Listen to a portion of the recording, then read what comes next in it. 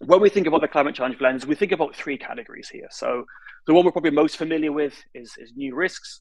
So there is this challenge around physical risk and increase in flooding, which could impact both the value of a home and an asset, but also the ability of a homeowner to pay.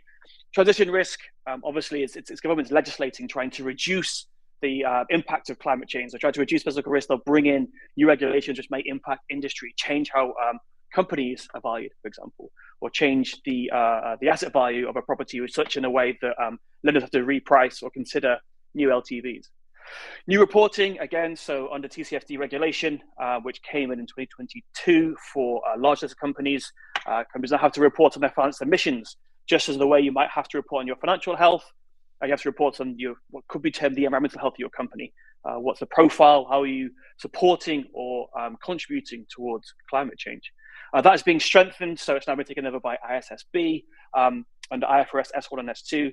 S1's kind of in line with what we've seen before, but S2 is interesting because it talks about having to disclose how you are measuring, managing, and mitigating climate risk. And of course, there's no rule book to always been written here, so we have a good sense of how you stress test physical risk, but not on the transition side.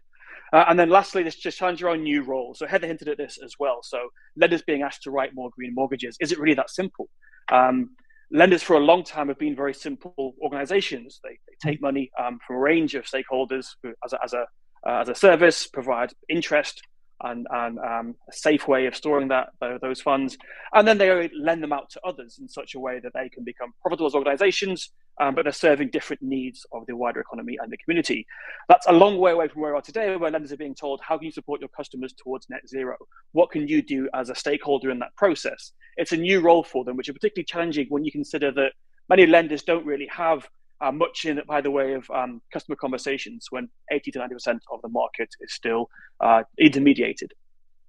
So new risks, new reporting, and new roles.